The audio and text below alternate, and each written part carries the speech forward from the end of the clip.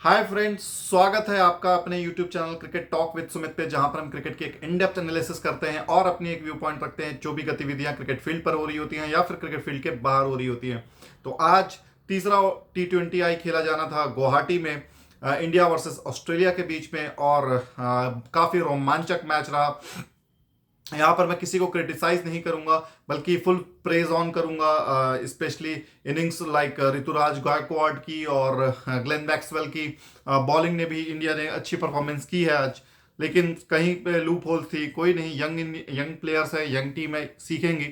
तो चलिए बात करते हैं कि क्यों क्रिटिसाइज नहीं बनता है इस मैच पे। क्योंकि देखिए, मैक्सवेल जैसा प्लेयर, मैक्सवेल जैसा स्ट्रेचर का प्लेयर कभी भी किसी भी कंट्री के अगेंस्ट में खड़ा हो जाता है तो फिर वो वन साइडेड गेम एक तरफा कर देता है, और इंडियन टीम को यहाँ पे एक्सेप्ट करनी पड़ेगी कि उनके वे में ग्लेन मैक्सवेल आज आ गए थे। और जब वो एक इनिंग खेलते हैं तो फिर कोई भी टीम हो, कोई भी प्लेयर हो, कोई भी अपोजिशन हो, वो उस टीम को लेटा कर रख देते हैं, उस टीम को उखाड़ करके फेंक के रख देते हैं। तो उसी तरीके का आज का कुछ एक दिन तक घटा है। और सबसे पहले तो आपको ये एडमिट करना पड़ेगा कि बॉलिंग कंडीशन बहुत डिफिकल्ट थी आज की। बिल्कुल बॉलिंग अनुकूल परिस्थितियां नहीं थी बॉलिंग करने के लिए, क्योंकि ड्यू आ रही थी और ड्यू आने की वजह से गेंद काफ़ी गीला हुआ। प्लेयर्स के हाथ में भी ड्यू आने की वजह से बॉल ठीक से फील्डिंग नहीं हो रही थी, ठीक से आपका बॉल हाथों पे नहीं आ रहा था। कैच भी आपने देखा ड्रॉप हुआ। सूर्य कुमार यादव ने रनआउट की भी कोशिश किया था ग्लेन मैक्सवेल का, जब वो 32 रन पे खेल रहे थे। तो बहुत सारी चीज़ें हुई, क्योंकि पिच ऐसा मिल जाता है तो वहां पर आप कुछ नहीं कर सकते हैं। बॉलर्स को आपको मार्जिन देना पड़ेगा। 220 222 रन टीम इंडिया जरूर पहुंची, लेकिन जब ड्यू आ जाता है तो कोई भी टोटल हो, मतलब आपको 25 30 40 रन एक्स्ट्रा बनाने पड़ते हैं। क्योंकि ये वाला जो मैच था, ये इंडिया को आज 240 रन करना था। यहाँ पे उसका जो प्रेशर बनता वो हो सकता था कुछ ना कुछ बेटर हो जाता, लेकिन वो हुआ नहीं। और इंडियन टीम ने बॉलिंग काफ़ी अच्छी की। मैं स्पेशली इम्प्रेस्ड हुआ हूँ आज बॉलिंग करके रवि बिश्नोई से, जिसने आज पूरा का पूरा कंट्रोल रखा। और जब जॉस इंग्लिश को उन्होंने जो बोल्ड मारा, वो काफ़ी प्लानिंग करके मारा था। और क्योंकि जॉस इंग्लिश पहले T20 में सेंचुरियन रह चुके थे और इनको अच्छे से खेलना जानते भी थे, लेकिन उसके बाद भी उनको फंसाया। और वो जो विकेट निकाल करके दिया वहाँ पर काबिल एहतराम था। उसके बाद लास्ट ओवर उनका बचा हुआ था और सूर्य कुमार उनको उसी टाइम पर लेकर के आए जब टिम डेविड बैटिंग करने आए। और टिम डेविड को आते के साथ उन्होंने पहली गेंद पर उन्होंने तेज गेंद करी, और टिम डेविड का टाइम नहीं हुआ और वो सीधा मिड ऑफ पर वो catch out, sorry extra cover पे वो आउट हुए हैं। और यहाँ पर देखने वाली ये बात है कि टीम इंडिया ने जो एफर्ट्स लगाया, आज एफर्ट्स के पूरे नंबर थे सभी प्लेयर्स को, चाहे वो प्रसिद्ध कृष्णा हो, क्या लाजवाब उसने थर्ड ओवर अपना इनिंग का डाला, जिसमें उन्होंने सिर्फ 6 रन दिया, उसमें से भी एक वाइड चली गई थी सेकंड लास्ट बॉल पे। और मैक्सवेल को पूरी तरह से परेशान करके रख दिया था उस मैच पे। मैक्सवेल को गुस्सा होते हुए आपने देखा, एंगर। मैक्सवेल कितना डेस्परेट थे इस मैच को जीतने के लिए, क्योंकि मैक्सवेल जैसा प्लेयर जो होता है ना, वो फॉर्म में जब होता है तो वो ऐसे ही इनिंग खेलता है। और अमूमन मैक्सवेल पहले भी ऐसा इनिंग खेल चुके हैं, ये पहली बार नहीं, लेकिन इस बार जो वो कंसिस्टेंसी के साथ खेल रहे हैं वो काबिल एहतराम है। मुझे लगता है हर चौथे या पांचवें इनिंग में अपने वो इस तरीके की इनिंग खेल जा रहे हैं जहां पे वो सिंगल हैंडेडली और वन साइडेड मैच को जिता रहे हैं। अफगानिस्तान वाली सीरीज के साथ भी वो क्रैम्प में थे, उसके बाद फिर फाइनल भी खेला उन्होंने, और फाइनल खेलने के बाद टायर्ड नहीं हुए। और उसके बाद भी वो चाहते थे वो इजिली अपने वतन वापस जा सकते थे वर्ल्ड कप सेलिब्रेशन के लिए, लेकिन वो यहाँ पर ठहरे और 3 T20Is के लिए वो यहाँ पर थे। और अब ऑस्ट्रेलिया ने अपना जो स्क्वाड है वो भी रीस्ट्रक्चर किया है इस इंडिया सीरीज के लिए, उस पर भी हम बात करेंगे। बट मैक्सवेल ने जो आज जो कारनामा किया है ना, वो आइसिंग ऑन द केक रहेगा उनके लिए, कि आए यहाँ पर, आने के बाद वो सेंचुरी, अफगानिस्तान के खिलाफ वर्ल्ड कप जीता उनकी टीम ने, उसके बाद आज फिर एक सेंचुरी जड़ दिया अपने 100th T20I में। फोर्थ T20I 100 आज लगाया है मैक्सवेल ने। और मैक्सवेल जैसा प्लेयर जिस भी दिन किसी भी के अगेंस्ट पे, मैंने पहले ही बोल रखा है, खड़ा होगा, वो अकेला एक तरफा मैच कर देता है। तो वो इंडियन टीम को यहाँ पे लूज नहीं होना है, क्विकली मूव ऑन करना है, क्योंकि ऐसा बुरा दिन ऐसा किसी के साथ भी आ सकता है, कभी भी आ सकता है। कोई इसमें बुरी बात नहीं है, कोई इसमें, इंडियन टीम ने बहुत एफर्ट्स किया। आवेश खान से भी मैं बहुत ज़्यादा खुश था, क्योंकि आवेश खान ने अपने बॉलिंग, मुझे जो पहले आवेश खान आड़ा तिरछा होकर के भाग करके आते थे, वो अब आवेश खान नहीं नजर आ रहे हैं। और थोड़े से अपने बॉलिंग को राउंड आर्म एक्शन किया उन्होंने, और बॉल जो गिर रही है वो अच्छे लेंथ पे गिर रही है। उनको हिट करना उतना आसान नहीं हो रहा है। और आवेश खान ने जो विकेट निकाला मैं आपके ट्रेविस हेड का बाउंसर पे, वो बॉल काफ़ी अच्छी गिरी है वहाँ पर, और ट्रेविस हेड ने उसको जल्दी पुल किया, जिसकी वजह से वो टॉप एज लगा और आपके 45 डिग्री एंगल पे शॉर्ट लेग के पास वो कैच लिए गए। रवि बिश्नोई शायद कैचर थे, और वहाँ पर जब ट्रेविस हेड आउट हुए तो ऑस्ट्रेलिया की उम्मीदें पूरी तरह से नाकामयाब लग रही थी। और आप देख सकते हैं कि ऑस्ट्रेलिया का जो स्कोर कार्ड है उसमें कोई भी बैट्समैन आज ना खेल पाया ना ठीक से चला है, मैथ्यू वेड को छोड़कर। मैथ्यू वेड ने भी जो इनिंग स्ट्राइक किया है वो अपने सेकंड लास्ट ओवर में, जो अक्षर पटेल की ओवर थी वहां पर उन्होंने हिट किया, वरना पूरी इनिंग में मैथ्यू वेड कहीं पे भी आपको नजर नहीं आया कि एक हिटिंग करते हुए या फॉर्म में नजर आते हुए। स्टोइनिस भी स्ट्रगल किए, सिर्फ मैक्सवेल ने यहाँ पर वन मैन शो किया। आप इस चीज़ से ये अंदाजा लगा सकते हैं कि मैक्सवेल और वेड के बीच में ऑलमोस्ट 86, 88, 87, 86 रनों की साझेदारी हुई है। उसमें से सिर्फ 28 रन मैथ्यू वेड के हैं, बाकी सारे रन आपके मैक्सवेल के हैं। तो इस तरीके से डोमिनेंस किया है मैक्सवेल ने।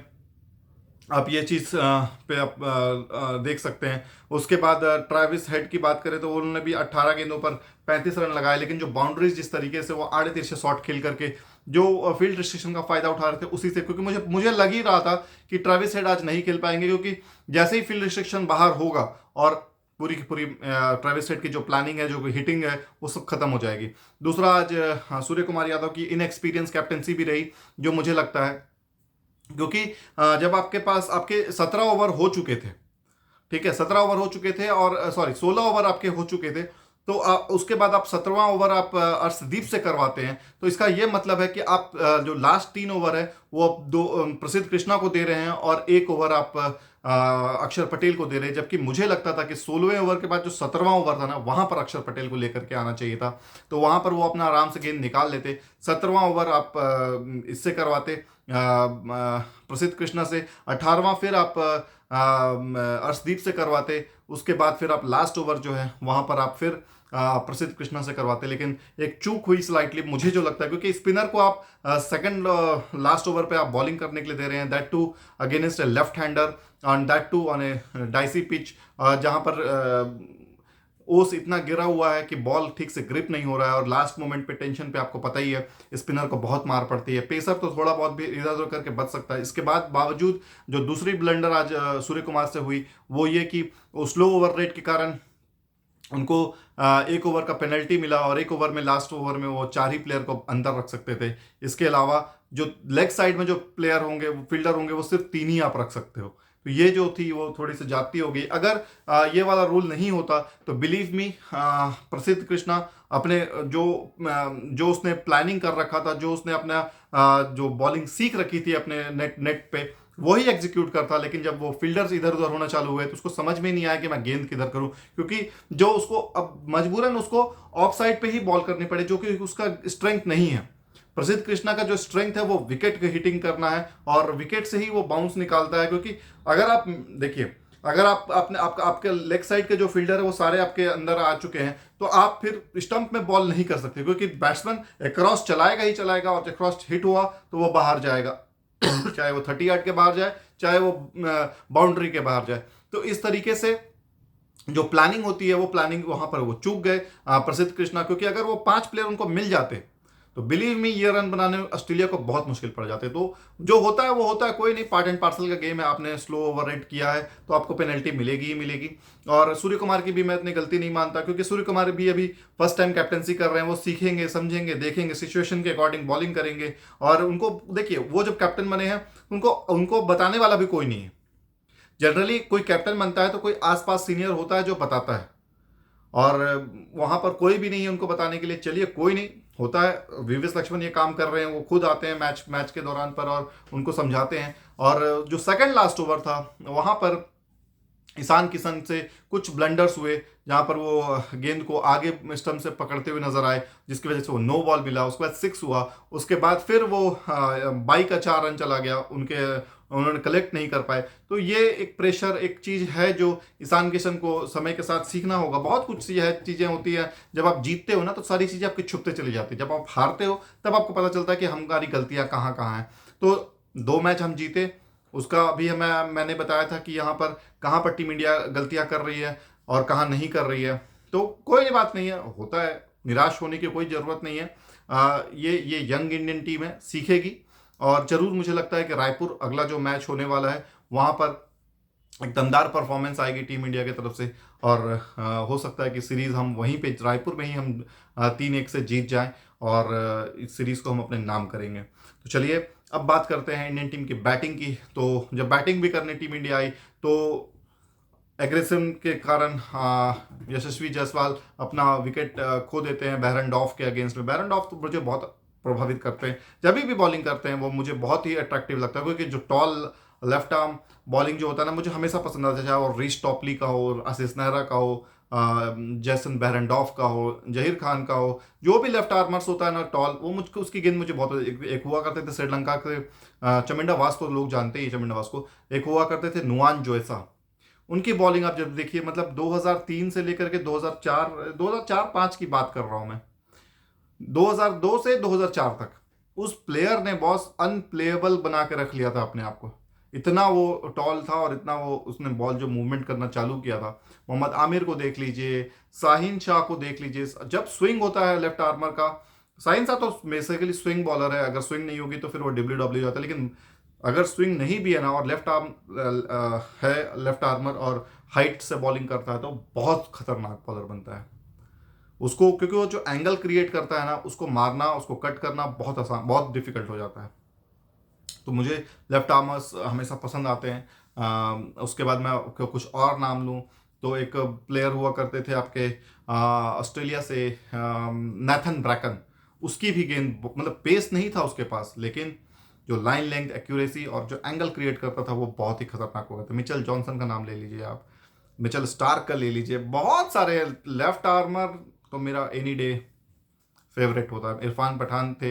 इरफान पठान का स्विंग पे जो था ना, जो 140 पे वो स्विंग किया करता था, वो कमाल की गेंद। जब वो 120 125 पे स्विंग करना चालू कर दिया तो फिर मुझे पता था कि जब 125 पे स्विंग गेंद नहीं होगी तो उसको कोई भी मार देगा। 140 पे स्विंग, और 140 पे स्विंग नहीं भी हो रही है तब भी वो लीथल है। तो ये सारी चीज़ें हैं आज के मैच में। इंडियन टीम जब बैटिंग करने आई तो मैं बता रहा था, क्योंकि वहाँ पर यशस्वी जायसवाल थोड़ा स्ट्रगल करते हुए नजर आए आज, और एक बाउंड्री लगा करके 6 गेंदों पर 6 ही रन बना पाए। उसके बाद ईशान किशन भी जल्दी आउट हुए आज केन रिचर्डसन के अगेंस्ट पे। उसके बाद सूर्य कुमार यादव के साथ थोड़ी बहुत पार्टनरशिप हुई और 80 रन के आसपास टीम इंडिया पहुंची थी 2 विकेट के नुकसान पे। फिर सूर्य कुमार यादव आउट होते हैं तीसरे पे। उसके बाद तिलक वर्मा आते हैं। तिलक वर्मा जब आते हैं तो ऋतुराज गायकवाड़ एक इनिंग को अपना टेम्पो बढ़ाना चालू करते हैं, और लास्ट के जो 3 ओवर थे, मतलब डेडली, मतलब 100 रन की पार्टनरशिप जरूर किया तिलक वर्मा और सूर्य कुमार यादव ने, लेकिन जो लास्ट 3 ओवर्स की जो पार्टनरशिप थी, ऑलमोस्ट 67-66 रन टीम इंडिया ने उस 3 ओवर में बनाए थे। और वहां से जो मोमेंटम कैरी हुआ टीम इंडिया का, जो 222 रन पर गए, और मैक्सवेल के स्पेशली लास्ट ओवर में 30 रन बने थे टीम इंडिया के। तो एक समय पे इंडिया लग रही थी कि 200 मुश्किल से 200 205 202 पे पहुंचेगी, लेकिन उस स्कोर को ऋतुराज गायकवाड़ और तिलक वर्मा ने 222 तक लेकर के गए। एक हौसला बना, लेकिन मुझे लग रहा था फिर भी कि अभी भी हम 15 से 17 रन शॉर्ट हैं इस पिच पे, स्पेशली कंडीशन को देखते हुए, स्पेशली ड्यू को देखते हुए। और जो चेस करने टीम आती है ना, और जब रन पड़ना चालू करते तो जो प्रेशर आता है उसको देखते हुए आपके पास कुछ एक्स्ट्रा कुशन होने चाहिए थे। ऑल्दो 222 रन 25 रन अगर टीम इंडिया के यहाँ पे फुल स्ट्रेंथ बॉलिंग होती तो ये भी मुश्किल थे, लेकिन बॉलिंग उस अभी नहीं है और ये लोग को सीखने में थोड़ा समय लगेगा। कहाँ पे यॉर्कर करने, मुझे को आज यॉर्कर नहीं दिखे, ना ही अर्शदीप के गेंदबाजी में, ना ही प्रसिद्ध कृष्णा के गेंदबाजी पे कि क्योंकि जब यॉर्कर्स गिरते हैं ना तो वो आपके sure shot wicket taking ball होते हैं। मैक्सवेल को आपने यॉर्कर ट्राई ही नहीं किया। मुझे लगता था, डर लग रहा था उन बॉलर्स को कि अगर वो यॉर्कर पे जाएंगे और फुल टॉस होगी तो 6 या 4 मैक्सवेल लगा देंगे। बॉस, आपके पास इतने रन थे और 3 विकेट जब गिर चुके थे तो आप वहां पर ट्राई कर सकते थे। आपको 2-3 यॉर्कर्स लगाने थे। आपको अगर उसमें 2-4 बाउंड्री भी चली जाती उस समय पे तो कोई फर्क किसी को नहीं पड़ रहा था। लेकिन कोई बात नहीं, चलता है, होता है, होते रहेगा इस तरीके से। और सूर्य कुमार यादव ने भी अच्छी इनिंग खेली आज, 29 गेंदों पर 39 रन, 2 छक्के भी इन्होंने लगाए। लेकिन बॉलिंग की बात करूं तो आज एरन हार्डी का दिन बिल्कुल नहीं था। 4 ओवर में 64 रन दिया इन्होंने। मैक्सवेल ने 1 ओवर में 30 रन दिया है। तनवीर संघा ने 4 ओवर में 42 रन दिए आज। एलिस अच्छी गेंदबाजी की आज, 4 ओवर में 36 रन ही दिए। लेकिन जो गेंदबाजी था आज का वो था जेसन बैरनडॉफ का, 4 ओवर 1 मिनट 12 रन और सिर्फ 1 विकेट। तो बैरनडॉफ को हिट करना इतना आसान नहीं है। मुझे नहीं पता कि ऑस्ट्रेलिया ने सेकंड T20I में क्यों इनको बिठाया था, क्योंकि ये इनके प्रीमियर बॉलर है। इस बॉलर से हर कोई डरता है क्योंकि हाइट जो है और जो एंगल क्रिएट करता है वो अलग ही है। तो यहां पर ऑस्ट्रेलिया को पूरी की पूरी मुबारकबाद देना चाहूंगा मैं, स्पेशली ग्लेन मैक्सवेल को। वो रिसेंटली अभी फादर भी बने हैं, तो हो सकता है उनकी वजह से एक एक पेरेंटहुड आने की वजह से एक स्टेबिलिटी आई हो जीवन में, एक ठहराव आया हो, एक सोच नहीं आई हो कि मुझे किस तरीके से अप्रोच से अब खेलना है। बाकी के अपने जो क्रिकेट बचे हैं, Maxwell is almost 35 years old, तो हार्डली वो 4 या 3 साल वो मैक्सिमम इंटरनेशनल क्रिकेट में और खेल सकते हैं। बाकी फ्रेंचाइज क्रिकेट तो वो 4-5 साल खेल सकते हैं, क्योंकि फ्रेंचाइज क्रिकेट में उनके पास समय बहुत ज़्यादा होता है और उतना प्रेशर नहीं होता है कि आपको अपना फिटनेस लेवल पे और आपको इस लेवल पे आपको काम करना पड़े या इस तरीके से आपको अपना इन्वॉल्वमेंट रखना पड़े। तो ये चीज़ें जो है मैक्सवेल को आगे, क्योंकि मैक्सवेल टेस्ट क्रिकेट खेलते नहीं है, वनडे में मुझे नहीं लगता कि अब उनको मौका मिलेगा ज़्यादा, क्योंकि 2025 में जो चैंपियंस ट्रॉफी है उस समय तक मैक्सवेल 37 ईयर्स के हो जाएंगे और मैक्सवेल 37 ईयर्स के मुझे नहीं लगता है कि वो जा सकते हैं उतनी लंबी इनिंग पे। तो T20Is उनके लिए सूट करेगा। T20Is का मुझे तो लगता है T20I का मैक्सवेल को कैप्टन बना देना चाहिए और उसकी कैप्टनसी में खेलना चाहिए कि हाँ, किस तरीके से ये लेकर के जाता है और किस तरीके से ये परफॉर्म करता है। आने वाले जो वर्ल्ड कप है T20I का, मुझे लगता है मैक्सवेल को कैप्टन होना चाहिए। आप किसी और को ट्राई मत करिए, Maxwell is the guy for you, bowling भी बैटिंग भी। लेकिन ऑस्ट्रेलिया टीम किस डायरेक्शन में सोच रही है ये हम कह नहीं सकते कि क्या है क्या नहीं, लेकिन मेरे बुक्स पे तो मैक्सवेल को आप एज ए कैप्टन ले जाइए 2024 के T20I वर्ल्ड कप में, जो कि वेस्ट इंडीज़ और USA में होना है। वहाँ बॉल फंस के भी आती है, मैक्सवेल भी अच्छे उपयोगी साबित होंगे अपने स्पिन बॉलिंग से। पूरी की पूरी तरीके से मैक्सवेल को यहाँ पर क्रेडिट आपको देना होगा, जिस तरीके से उन्होंने अपने आप को कंडक्ट किया, जिस तरीके उनका जो एग्रेशन था, आप देख सकते हैं जब वो वाइड गेंदों को पीछा कर रहे थे और हिट नहीं लग रही थी, बॉल मिस हो रहा था, विकेट कीपर के पास जा रही थी, तो वो जो गुस्सा था, वो जो फ्रस्ट्रेशन था, वो जो झुंझलाहट थी, वो साफ उनके आंखों में दिख रही थी, साफ उनके चेहरे पे दिख रही थी। मतलब परेशान हो गए थे वो कि क्या हो रहा है, इतनी आसानी से बॉल हिट करने वाली बॉल को मैं हिट नहीं कर पा रहा हूँ। तो कहीं ना कहीं वो फ्रस्ट्रेशन था। लेकिन at the end of the day जब मैक्सवेल इस इनिंग को पीछे मुड़ के देखेंगे तो वो स्माइल ही करेंगे, क्योंकि बहुत कम होता है कि आप चेस कर रहे हैं, 100 आपकी टीम पूरी लगी हुई है, सीरीज ऑन द लाइन है और आप सेंचुरी मारते हैं और मैच को अपना निकालते हैं, सीरीज को अलाइव करते हैं और एक रे ऑफ होप देते हैं अपने कैप्टन को कि अभी भी ये सीरीज पे फाइट बैक किया जा सकता है और हम ये सीरीज को जीत सकते हैं। तो मैथ्यू वेड को जितना भी थैंक्स करना होगा मैक्सवेल को वो कम होगा, क्योंकि मैथ्यू वेड भी आज डेस्परेट दिख रहे थे कि हमको ये मैच जीतना है। एक विनिंग अप्रोच के साथ ऑस्ट्रेलिया टीम आज उतरी थी कि फर्स्ट बॉल पे ही उसने प्रहार करना चालू कर दिया था। ट्रेविस हेड ने आड़े तिरछे शॉट खेलना, जहाँ भी जिस भी रेंज पे बॉल मिल रही थी उस रेंज से वो उठा रहे थे, उस रेंज से वो हिट कर रहे थे। तो चलिए आज का हम मैच यहीं पे समाप्त करते हैं, कल मिलते हैं एक नए एपिसोड पे। तब तक अपना बहुत ज़्यादा ख्याल रखिए, मिलते हैं कल एक नए एपिसोड पे। जय हिंद, वंदे मातरम, जय भारत।